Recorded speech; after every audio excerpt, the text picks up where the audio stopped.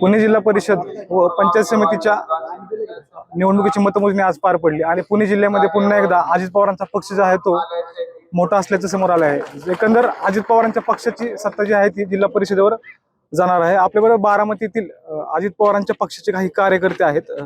काय सांगाल, आजच्या निकालाकडे कसं पाहता?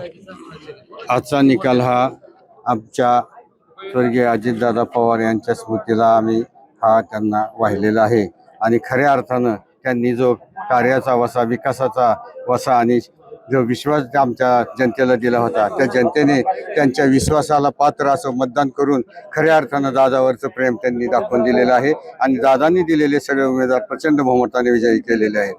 खास करून आज सांगायचं म्हटलं तर आमच्या 15 गटामधील आमचे जिल्हा परिषदेचे उमेदवार मंगेश प्रतापराव जगताप हे जवळजवळ 17,536 मतांनी विजयी झालेले। रेकॉर्ड ब्रेक असं मतदान हे केवळ दादांच्या प्रति आदर असलेला, दादांच्या प्रति विश्वास असलेला, दादावर असलेलं प्रेम हे जनतेने याच्यातून दाखवून दिलेलं आहे। काय सांगाल, कसं पाहता निकालाकडे? आज दादा हा विजय पूर्णपणे आम्ही दादांना समर्पित करतोय।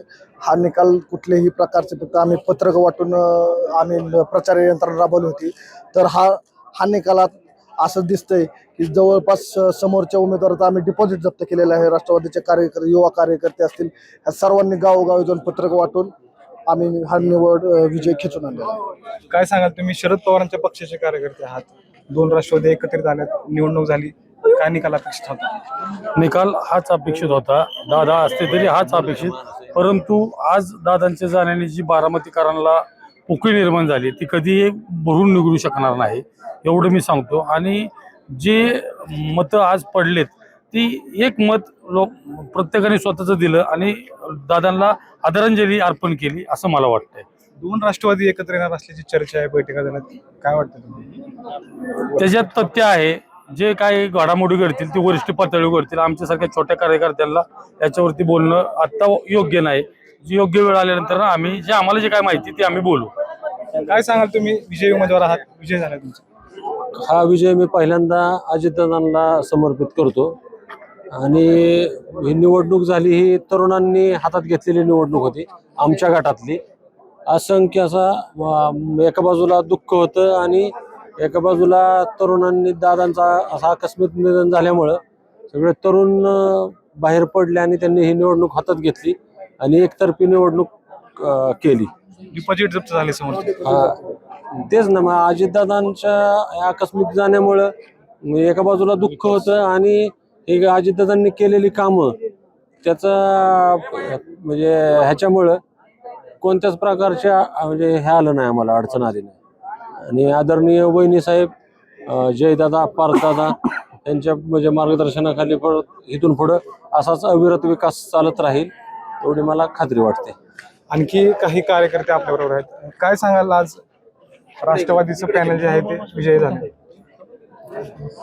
राष्ट्रवादीचं पॅनल होणारच होतं आणि दादांच्या याच्या सहानुभूतीमुळे तर जास्त प्रमाणात म्हणजे मतदान झालं आणि इथून पुढे आम्ही भविष्यामध्ये वहिनी साहेब असतील, पारदादा असतील, जयदादा असतील यांच्या पाठीमागं भक्कमपणे युवक वर्ग भक्कमपणे उभा राहील आणि सर्वच उभे राहतील, म्हणजे युवक वर्गच नाही पण सर्व अख्खे बारामती तालुका असेल, बारामती असेल, ते जसं सांगतील तसं आम्ही काम करू। काय कसं पाहता निकालाकडे? आज एक तर अजितदादांच्या निधनाने फार दुःख झालेलं होतं, दुःखामध्ये सुद्धा युवकांनी पूर्ण याने झोकून दिलं आणि झोकून देत असताना वहिनींच्या नेतृत्वाखाली हा अत्यंत मोठा विजय झालेला आहे।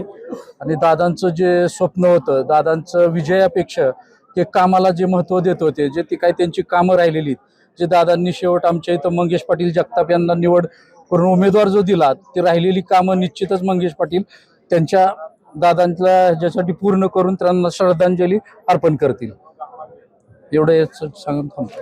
आणखी काही कार्यकर्ते आपल्याबरोबर, काय सांगाल, आज निकाल लागलाय?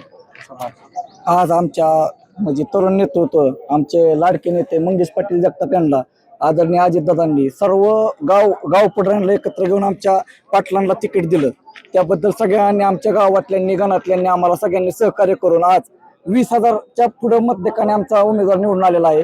तरी आम्ही कुणाचंही काम अडचून देणार नाही, ही ग्वाही देतो। आमचा मंगेश पाटील सर्वांना बरोबर घेऊन जिल्हा परिषदमध्ये काम करते। कसं पाहता आजच्या निकालाकडे? निकाल लागलाय, राष्ट्रवादीची सत्ता आली, सत्ता राष्ट्रवादीची सत्ता येणं हे साहजिकच होतं. जे दादांचं काम बोलतंय, दादांनी जे काम केलंय त्या दादांच्या कामाच्या पावती या लोकांनी दिलेली आहे. आणि इथून पुढे आम्ही जयदादा पारदादा यांच्या मार्गदर्शनाखाली, वहिनींच्या मार्गदर्शनाखाली असंच काम करू आणि मंगेश पाटील ते ह्याला पात्र राहतील, पूर्ण विकास करतील, सर्वसामान्य गोरगरिबांची कामं करतील, ते 100% आम्हाला खात्री आहे. वहिनींना संधी मिळाली आहे पहिली महिला उपमुख्यमंत्री म्हणून, काय वाटतं? संधी मिळाली म्हणजे ते दादांची एक कामाची पावती. दादांच्या नंतर जर काम कोण करेल तर ते वहिनी साहेबच करतील. आणि त्या दादांच्या बरोबरीत जसं दादांनी आतापर्यंत काम केलं त्या पद्धतीने त्या काम करतील अशी आम्हा बारामतीकरांना पूर्ण खात्री आहे. आपल्याबरोबर हे बारामतीतील काही राष्ट्रवादीचे कार्यकर्ते व विजय उमेदवार होते. बारामतीमध्ये पंचायत समितीसाठी 12 जागांसाठी निवडणूक जाहीर झाली आणि जिल्हा परिषदेसाठी 6 जागांसाठी निवडणूक झाली. या निवडणुकीत राष्ट्रवादीने वर्चस्व मिळवलं असून राष्ट्रवादीची एक हाती सत्ता जी आहे ती यात आल्याचं आपल्याला पाहायला मिळते. दीपक पडकर, मटा ऑनलाईन, बारामती.